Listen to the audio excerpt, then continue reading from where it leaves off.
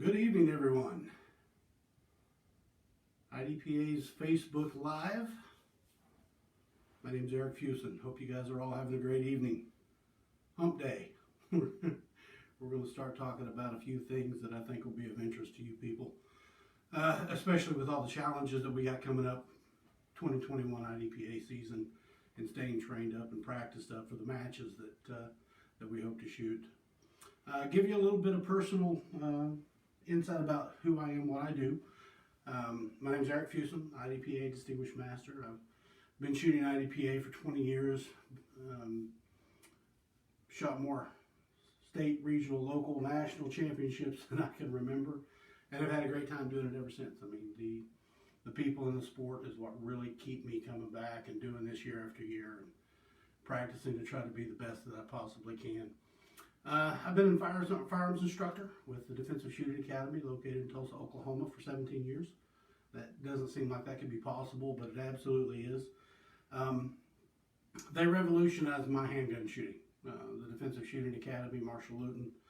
Look them up if you're looking for some top-notch quality, in-depth instruction. I don't think I've ever been to any class, and I've been to several, that do as good a job as breaking down the fundamentals of marksmanship and everything that goes on with everything that you need fundamentally to be the best pistol shooter that you could be. So look them up. Definitely something that I would recommend. And I've been a part of the Wilson Combat shooting team for 15 years. And that's been one of my greatest privileges to be involved with not only a company like that and with the quality of firearms and everything that they make and I use, but also with the team itself. I mean, when it started, it was just me and Greg Barton and Glenn Shelby, and that was pretty much it.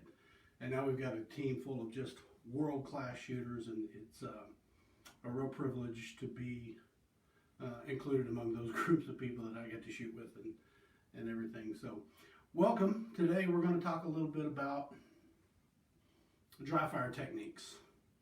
2020, matches were all over the place. There was cancellations, there were dates that moved. We saw a year in 2020 where over 8 million first-time gun owners hit the market, and that took a extreme toll on ammunition supplies and reloading supplies for shooters. If you just do the math, 8 million shooters, if each of them bought 100 rounds of ammunition for their firearm, you know, you're looking at more ammunition than our manufacturer stateside can make in the next couple of years. So it's going to be a challenging year in 2021 to keep yourself in ammunition. And when you do get ammunition, more than likely you're going to be trying to save that for the next match, whether it's a club level match, whether it's a sanctioned match, whatever you're going to do, you're going to try to save that ammunition for that. So people have switched to a lot of different things about trying to figure out how to practice. And ultimately what it comes down to is the mainstay of your practice is going to be dry fire. Dry fire is going to be what is going to keep your skill sets at a level that keeps you ready for competition. You can do it at home. It doesn't require going to the range. It doesn't cost you ammunition. And you can cover a lot of really good fundamental skills. And we're going to cover some of those skills and some of the ways that I use dry fire to keep myself prepared for upcoming matches that I'm going to shoot. We're going to talk about some dry fire tools, because you can dry fire with nothing. That's a great thing about dry fire. If you've got your gun, you've got your holster, you've got your magazines, magazine pouch, your duty belt, concealment vests, whatever you have that you use to compete, you can use to dry fire. But like anything in competition or any other sport, there are things that you can use to make your practice or your training better. Most people have invested in things like shot timers so that when they go to the range and shoot, they can find exactly where they are on the scale, how they're improving, and those types of things. So investments that we make in our own practice and our own training are crucial to being able to get the absolute most out of your experience. So if you're going to take the time, whether it's 10 minutes or 30 minutes or whatever it is a day, to pull out your equipment, dry fire, then I think you should give yourself the most benefit and advantage that you can get from that time. There's a lot of training aids out there. Anybody that knows me knows I am a sales director for a company called Coolfire Trainer. If you're not familiar with Coolfire Trainer, I'm going to give you a little bit of information about this because I'm going to be using that to do some of the demos. Some of the demos, I'm going to be doing both traditional dry fire and with my Coolfire system, so you can see not only how to do it both ways, whether you do or do not have a Coolfire system, but the advantages that you can have with the Coolfire system whenever you're doing your dry fire. So Coolfire is a drop-in replacement barrel for your handgun that operates the slide and gives you recoil in dry fire. It's CO2 operated. What I've got here, this is my Wilson Combat WCP 320, 9mm. And I've got the Coolfire barrel installed. You can tell by the red coating here that that is the Coolfire trainer barrel. To install, all I had to do was just field strip my gun like I would for cleaning, take out the barrel and the recoil spring assembly, reinstall the Coolfire barrel and the Coolfire recoil spring assembly, and then charge the barrel with CO2. It's got a little fill port here at the end, as you can see. And there's multiple sources of CO2 that you can use to fill this. I've got a paintball tank here filled with CO2. We have adapters for SodaStream. We have adapters for 90 gram. But it just simply charges straight from the muzzle in, just like that right there. Once the barrel is charged with CO2, when you press the trigger, the gun's going to recoil and cycle and reset the way it does when you do a live fire. So this is a huge advantage in replicating real fire while you're doing dry fire practice at home. Now, because this has no chamber, there's no way that you can introduce a live cartridge into a barrel and have a negligent discharge. That's very important. One thing I certainly want to cover whenever you are doing dry fire is I like to remove all ammunition sources from whatever room I'm going to be doing my dry fire in. So you don't want to bring any magazines with loaded ammunition into that room with you. You want to make sure you don't have any ammunition even floating around your range bag. Make sure that you've unloaded and cleared your gun. That means remove the magazine, work the action, lock the action to the rear, look inside the chamber and actually feel to make sure that 100% that you're dealing with a clear and safe weapon.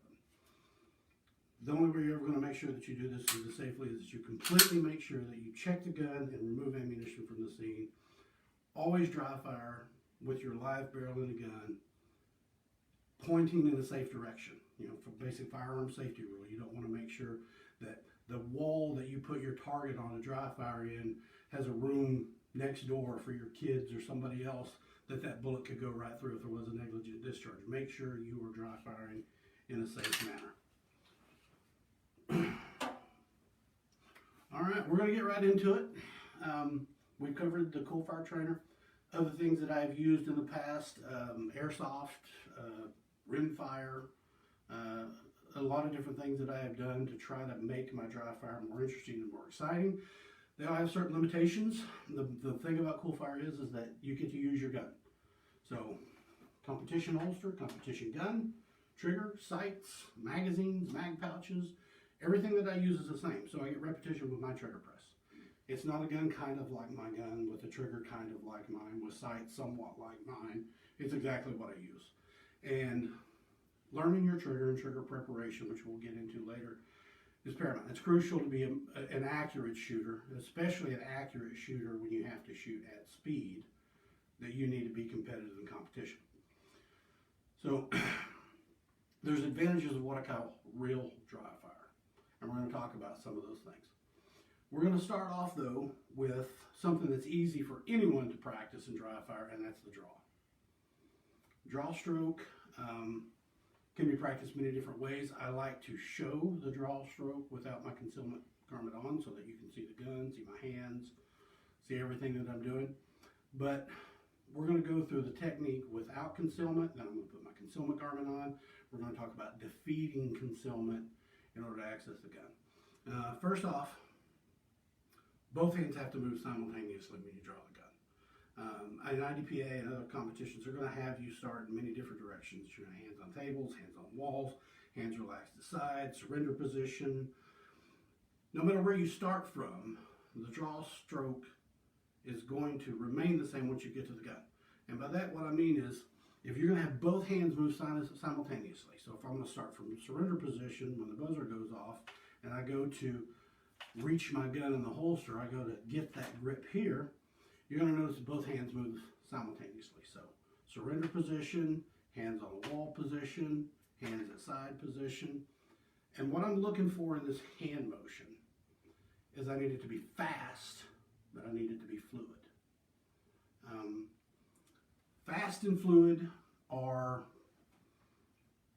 people say, you know, twitch reflex, this, that, the other. You don't want to be out of control, but the people that say that slow is smooth and smooth is fast, well, no, slow is always slow. There's no two ways around it. So you want to be fast, but you want to be fluid. So what I like to do is I like to think of moving my support hand faster than my dominant hand can touch my gun.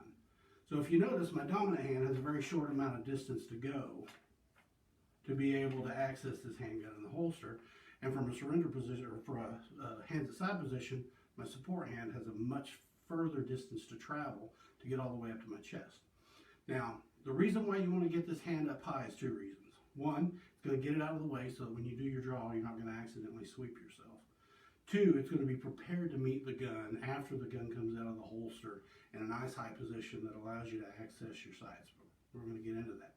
So the first step is that you have to access the gun, and by doing that, you have to move your hands fast and fluid. So I try to think of touching myself in the chest before I can get my dominant hand on the gun. Now, getting your dominant hand on the gun, to do this consistently, you need to go a slightly behind and above the handgun, and you'll see here, when you do your draw stroke, and I mean just slightly behind the beaver tail of your gun, and then come down on it. Once you come down and you force that gun down in the holster, that's going to give you the ability to set your grip. And you notice my thumb stays flagged, my index finger, my trigger finger stays indexed right down the side of the gun, and I get all of my fingers wrapped around the grip. So I basically have a full strong hand only shooting position on this gun while it's still in the holster. I want to achieve that while I'm moving my dominant hand. So when the buzzer goes off, strong hand goes to the gun, slightly behind and then down, pushing down the holster. Support hand comes up to my chest. After you've acquired that grip here, and I don't recommend you start bringing this gun up out of the holster until your grip is set. Too many times I have found myself getting a bad grip here, winding up being out of the holster, and now I've got this grip that I have to try to fix before I can fire my first shot. And sometimes in that panicked rush to get the accurate first shot off, you fix that grip properly, and sometimes you don't. So if you want to build a solid shooting platform, dry fire practice, you got to make sure that you get that grip set on the gun in the holster. So step number one, support hand moves to the chest, strong hand moves slightly behind the gun, down on it, and you get that combat grip there with your thumb flagged high. Now, this is important. Why do I want to keep that thumb flagged high? That thumb needs to be flagged high so that I open up all the real estate on this side of the gun for my support hand to come and make contact with it. The only overwhelming desire is to get that thumb incorporated into the grip because you only got one hand on it. And what happens is you wind up putting your hand on top of your thumb, which you can see like this right here, and then it's impossible to build a good solid grip because your support hand, which is what should be doing most of the grip into the gun, doesn't even make contact with it. So definitely make sure that when you get that combat grip on that gun and that holster, that your thumb stays flagged and your index finger stays indexed down right inside the gun. That way it doesn't get inside the trigger guard once the gun comes out of the holster. So once the gun comes up, I immediately want to start moving the muzzle toward my target. Whether it's a self-defense shooting situation or a competition, having the gun down here doesn't do you any good. Your targets are out there, the threat's out there. You want to make sure that that gun, once it clears the holster, the muzzle gets oriented to the target. I like to bring the gun up nice and high chest level, somewhere in this neighborhood, because that's going to orient the gun to where I can, with my eyes, pick up my front sight early. Front sight acquisition. Faster front sight acquisition leads to faster, more accurate shooting. So when I draw a gun, I try to meet with two hands right here in the middle, and I can actually, through my peripheral vision, see my front sight. So when I decided what my target is, and I know I'm going to shoot my first target, when I draw the gun, when I meet here for my two-handed grip, my peripheral vision is already lining up that front side as I'm bringing the weapon forward. As I'm bringing it forward, I'm also prepping the trigger. So we're going to get into trigger prep because it's very, very important. But trigger prep is one of those things that's going to make all the difference between how ready you are to fire an accurate shot for every shot that you shoot out of your gun. So, all right, get both hands on the gun as quickly as you can. Once you get here and you're actually pressing the gun out towards the target, you want to make sure that you are doing what I call a focal transition on what you're going to shoot. Your eyes are the fastest moving part of your body, so you want to make sure that your eyes drive what you do with your gun in matches. So when I find a target, I'm not looking at the target. I'm going to pick out a bullet hole in that target. As soon as my gun comes up into my vision, I'm going to start focusing on that front sight. So my focal transition goes from the target to the bullet hole in the target to the front sight. Now once that front sight is clear and my trigger is prepped, which we're going to cover in a little bit, I'm ready to fire that first shot. As soon as that shot breaks, I've got to reset that trigger, realign the sights, and get ready for follow-up shots. So there's a lot of moving the eyes, even in a draw the first shot. So if I'm going to practice a draw the first shot, traditional, I'm going to practice prepping the trigger, lining up the sights, and doing all that for a single shot. So I'm going to draw the gun, line up my sights, press the trigger. I'm going to hold that for just a split second to simulate in my mind realigning my sights back onto my target. Obviously the gun doesn't jump, it doesn't recoil, it doesn't do anything after I press the trigger. And you notice I have to reset the slide every time I go back to the holster, but I can practice prepping the trigger, making a good smooth draw, firing the first shot. Go back to the Coolfire gun. Now let's talk about incorporating these techniques with your concealment garment. Now the technique is going to stay the same. Everything's going to stay the same. You just have to defeat your cover garment in a method that allows you to get above and behind the gun smoothly and efficiently. I have seen dozens of ways people effectively get this out of the way. Something from people grabbing the other side of it and trying to pull on it. I mean, I've seen literally everything that you can imagine. And trying to be faster over the last 20 years, I've done about everything you can imagine to try to speed up the draw process with a concealment garment. And what I have found works for me, that is the most consistent method of getting the concealment garment, is a 4-finger technique. I literally grab the concealment garment and I move it behind the gun. All right? So, in the draw process, I use those 4 fingers to catch the concealment garment, throw it out of the way. My hand still goes above and behind the gun in the holster, like this right here. I'm just adding one more step. Fast and fluid. Just like that. Now, you're going to have to try several different techniques to find out what works best for you. Some people like to just use their thumb and pull it out of the way with their thumb and come down on top of the gun. I know people that use this technique very effectively. It just doesn't seem to be as reliable a method of getting my concealment garment out of the way. When it works great. And when it doesn't, it turns into a train wreck. So I'm trying to avoid train wrecks because I have seen many train wrecks in my shooting performance over 20 years. And I'm trying to avoid seeing more. I'm just trying to go for consistency here. I tell everybody I win matches not because I'm the fastest, not because I'm necessarily the most accurate, not because I have a faster draw or a reload or a shot split or anything else than anybody else. I win because I'm more consistent. I don't have as many meltdown stages in a match as a lot of people do, and that allows me a certain advantage over a lot of people that shoot. Because when you're pushing at that level, you're right at that 100% level of what your ability is, that means you're always just a dime's edge away from having an implosion on the stage, and that could be very, very costly. So, as a goal personally, what I like to see is I like to see an accurate shot from the holster to the target at say 21 feet or even 30 feet in 1.5 seconds. So I've got my timer here. I'm going to show you what 1.5 seconds sounds like. It's on random.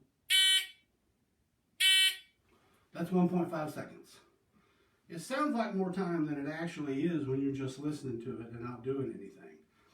A 1.5 second draw is not exceptionally fast, but you can't be exceptionally sloppy and get it done and make an accurate shot. So, to demonstrate, I've got my part time set up 1.5, and I'm just going to do a draw to first shot from concealment in 1.5 seconds so we can see kind of what that looks like.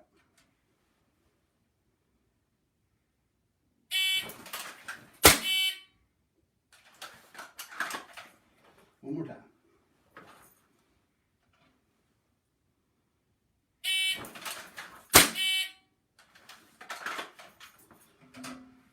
So as you can tell, you don't have to be spastic and you don't have to be overreactive, but there's two things that you do have to do.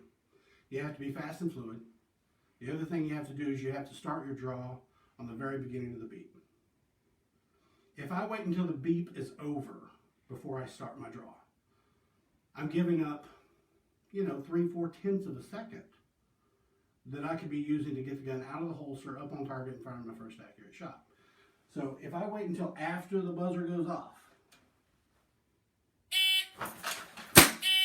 that makes that 1.5 second draw to first shot much more difficult to achieve. So you want to make sure, when they say shooter ready, stand by, that the very first note of the beep, your hands are in motion. They're being fast, they're being fluid, they're getting the concealment garment out of the way so that they can get a proper combat grip on the hand. Your support hand's going to come up nice and high, prepared to meet that gun right up high underneath your chin. You're going to prep the trigger as you move the gun forward. Your eye's going to find the bullet hole and you're going to fire that first shot. Envision what you do at a match when you practice. And whether that means you're out of range and you're practicing with live ammunition on full-size targets, or whether that means you're at home practicing in your den, study, living room, bedroom, dry fire with some cardboard targets on the wall, or whatever that you have that you use in your dry fire. All right. Let me see here.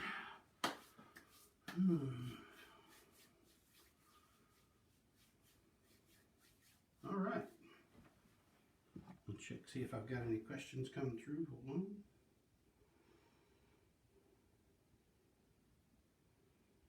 Chris tells me I need to speak up a little. I'm not yelling at my children, so I have to work on that. All right. Okay, if you've got any questions on anything that we cover, shoot me a question. They're going to be coming into them. I'll look at them, see if I can't get you a good answer to anything that I've covered, or if you think I missed covering something, ask me a question. Be happy to go back on it. I want to talk about trigger prep. I've mentioned that a little bit when we're talking about the draw stroke, because it is crucial to make sure that you prep the trigger for every shot. And I want to say something a lot of people don't understand, but once I explain it to you, it'll make perfect sense. For every one round you fire, you need to have 2 sight pictures, 2 sight verifications, and you need to prep your trigger twice. What do you mean prep your trigger? Well, I'm going to show you. Coolfire quick gun. This is going to make this real easy for me to show you here. I'm going to step out of the way so all you have to do is see my trigger finger. All right? All triggers, no matter what gun you have, are going to have a little bit of excess motion before the weapon actually fires. This take up, this slack, is bad. We want to get that all out of the way. So what I want to do when I'm prepping for a shot, eyes, muzzle, target, right? When my focal transition goes from target to bullet hole in the target to front sight, and I've got front sight verification here, I can see my front sight. I'm going to start prepping that trigger on the way up. Once my sights are aligned and all that excess motion is out of the trigger, I'm going to prep the trigger. I'm going to press it straight back to the rear like you would press the button on an elevator until the weapon discharges. When it discharges, I'm going to reset the trigger and I'm going to get all the slack back out of it immediately. I'm going to reset the trigger and I'm going to prep it again. All right? When I re-prep the trigger again, I'm also going to realign my sights. Because every time you press the trigger with ammunition in a gun, your sights are going to be interrupted. If you shoot a lot, and some people do shoot this much, probably not in 2021, but if you shoot a lot, you get to where you can actually see that front sight reciprocate, back and forth, every shot. You never lose it. I call that the matrix moment. It's that zen moment when you're completely and totally in tune, and you can watch that front sight move back and forth, and people are like, how can you do that? Well, your eyes are the fastest moving muscle of the body. 32 separate images per second is what the average human eye can see and interpret. Now, I don't know about you, but I cannot press the trigger 32 times in a second. Since I can't shoot more than 32 rounds in a second, that means my eyes have the capability of seeing that front sight on my target every time I press the trigger. So we have to train our eyes to look for that. Now, dry fire, that's pretty difficult because the gun doesn't move. That's why for years everybody spent thousands of dollars loading and buying ammunition to go to the range and shoot over and over and over and over to be able to train their eyes to reacquire the front sight or keep the front sight in their vision while they're shooting. Well, up until this Coolfire system, that's what I did. I spent years shooting 15 to 40,000 rounds through a handgun in order to get the amount of preparation that I need. And that was expensive way back then. You can imagine how expensive it would be if you were going to do it now. Now I can get that exact same experience, sight interruption and recoil, using the Coolfire trainer with CO2. So, traditional dry fire, you're going to draw, you're going to prep the trigger, you're going to line up your sights, and you're going to press the trigger once. You're going to have to reset the slide before you can practice resetting the trigger. Take the slack out of it, line up your sight, press. Reset the slide, take the slack out, press. Reset the slide, take the slack out, press. The problem there is that you're not training your eyes at the same time you're training your trigger finger. You have to do that separately. With Coolfire, I can actually train my eyes while I train my trigger finger. Because now, when I'm practicing my reps here and the gun goes off, I can prep the same way I do when I'm shooting ammunition. It's a race to get the trigger re-prepped so that you're ready to fire the next shot. Your eyes can see 32 images per second, so your eyes are going to be ready. The gun cycles at about 8/100th of a second, which is faster than I can pull the trigger, so the gun's ready. So I'm behind the 8 ball. I'm trying to get the trigger re-prepped and ready for the next shot because everything's waiting on me. My eyes are saying, send it. My gun is saying, send it. My trigger finger is saying, wait, wait, wait. I'm trying to get caught up. So the key to keeping accuracy while you're shooting faster is what you do to reset and re-prep the trigger in between those shots. That is what I spend the most time practicing with my Coolfire trainer, is re-prepping the trigger for every shot, realigning my sights after that recoil to get it back on target. Probably the most important feature of Coolfire for me in my training for the last couple of years has been the ability to do that at home. And for less than a penny a shot, without having to load up all my targets and ammunition and drive out to the range, without having to pick up my brass and reload, and all the time and money that goes into doing that, now I can literally get as much practice in 15, 20 minutes at home as I was getting at the range, lock, stock, and barrel, 3 hours, 300 rounds, whatever. So it's been extremely valuable to be able to keep that up. The other thing that I want to cover before, and I'm trying to throw a bunch of stuff at you there because I want to give you plenty of things to practice with your dry fire session at home, is target transitions. Moving the gun from one target to another. Check my messages real quick here. All right. Somebody asked, how often do you dry fire without your vest? I'd say about 50-50. If I'm practicing a lot of draws or a very draw-intensive drill, I want my concealment garment on because I shoot more IDPA than I do USPSA or anything else. So it's a more relevant skill set to me because I use it at virtually all the matches that I go to. So if I'm practicing target transition drills or reload drills that are not coming from the holster as much, maybe I won't put my concealment vest on, but definitely something I recommend. Use the same vest or concealment garment that you're going to use in a match the same way you would have it at the match. If you've got your keys in one pocket or your magazine in one pocket, make sure you practice with it exactly the same way. Another one says, with the Coolfire, do you practice magazine changes and reloads? Yes, I do.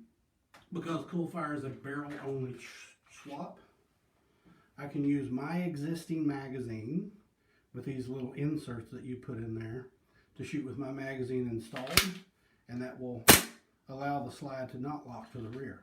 However, if you put a regular empty magazine into the gun and press the trigger, it's going to lock to the rear, simulating a slide lock reload, and then all you have to do at that point in time is just incorporate your standing reloading procedures and get right back into your practice. So reloading with Coolfire, that's one of the great things about that particular system is it's really easy to do because you get to use your own magazines, your own magazine pouches, and all that stuff. Reloads are something that I'm not going to cover because it is so step sensitive. I don't think I have the time tonight to do it, but I'll probably be doing more of these for IDPA, and reloads is definitely something that we can cover in that. Somebody asked who makes your holster. Made by Precision Holsters. Look them up. Mike Steeklander, world champion, introduced me to these. Great group of guys. They make great holsters, great magazine pouches. They're somewhat adjustable to your body shape so that you can get it set right for you. They're easy on, easy off. They fit well on your regular web belt. They're not designed to be on some overbelt like a USPSA rig, but they will work on those overbelts for USPSA. So Precision Holsters, check them out, pretty cool. Driving the gun. Next thing before we finish up here. Driving the gun is about leading with your eyes. And when I start this process, I got a couple of different targets that I like to use to train my eyes. The first one is what I call the zebra target. I've got these black lines on both sides of the down zero here because I want to train my eyes to stop my front sight right smack dab in the center of the target. This is the first set that I use because I want my eyes to go right in the middle of the symmetrical lines on either side of the zero, and I want that gun's front sight to land where I'm looking in between those lines. So you're going to get used to training yourself to stop in the center of the target where you need. After that, and you need to be more precise after you get the concept down, this little T target is another one that I like. If you notice that line is right through the middle of the down zero, and then it's got this line that goes all the way down. I want my front sight to land on that T whenever I'm doing my transition. So my focal point in the transition is the top of the T. I'm going to get my IDPA sight picture here. Here's my target. If you line up your sights with that target to where you have equal height across the top, equal light across both sides, and you cut that line in half with the top center portion of your front sight like so, you're going to have proper sight alignment to make sure that you make a proper down zero hit at whatever distance you're practicing at. So that's the two targets that I like to practice with when I'm doing target transitions. When you're starting to learn this, eyes first, gun follows. We've all heard stories about cops shooting guns out of people's hands. It's not because they're such great shots necessarily. It's because they were looking at that threat, and that's where the gun went when they pressed the trigger. Same thing will work for you. Just like on that first shot that you want to look at the bullet hole in the target, as soon as you're done shooting the target, your eyes need to find the target and then the bullet hole in the next target that you're going to shoot. This is great. But I see a lot of people do this backwards. They come up and they shoot a target, and they fire a couple of shots on a target. Their eyes move, and then their gun goes to where the eyes are. Speed is achieved by the elimination of excess motion, and if you can do things simultaneously, you're always going to be faster. So we want to do a straight line from point A to point B on targets, and we want to do things simultaneously. As soon as my front sight lifts off of a target, I'm driving the gun the same time, I'm driving my eyes to the target. You have to drive your eyes and your gun simultaneously. Now, I want everybody, when you get a chance to see this, or if you're watching at home, do this trick, try this for yourself. Hold your thumb out in front of you and look at your thumbnail. Use that thumbnail like a front sight. Put it on a target or a light switch or something, and then pick you out another target somewhere else in the room. Without taking your focus off the thumb, focus on it like it's a front sight. Drive your thumb as fast as you can from target A to target B without taking your sight focus off that thumb. And what's going to happen? Your thumb's going to move past your target and then you're going to come back to it. On the flip side of that, if you focus on your thumb on target 1, then look at the target 2 and drive your thumb to it, your thumb's going to stop right where your target, where you're looking at your next target. That's the concept behind target transitions, and you can practice this at home. You can practice this when you're driving down the road. You do focal transitions all day long and you don't even think about speeding yourself up. When you're driving down the road, you look at the traffic, you look down to see what your speedometer says. Or you're passing the street sign and you glance over at the street sign to see what street you just passed. All those are focal transitions, and all those are critical to being fast and accurate at handgun shooting. So purposely practice focal transitions every day. Computer screens, keyboards, driving down the road, light switches on the wall, anything that you want to look at back and forth, you can practice focal transitions. Now, you put a gun in your hand, and then you can speed up that transition. You've got 2 targets, you know where they are. You have the advantage. All you have to do is move the gun quickly and efficiently. How you'll know you're doing that is if you had your eyes closed, your shots will almost sound like they've all fired at one target. Let's say I'm going to fire 4 shots on one target. What's it going to sound like? All right? 1, 2, 3, 4. Now let's say I'm going to fire 2 shots on 2 targets. What should it sound like?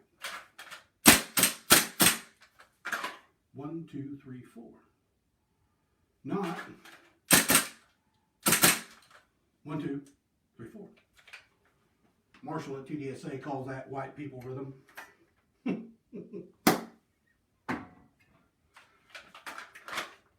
I had that bad when I started. I was all about how fast can I get the shot splits. Oh man, that was a .13. No, you don't win matches on shot splits. You do win matches on target transitions. Think about this. Draw the first shot. It happens once in the stage.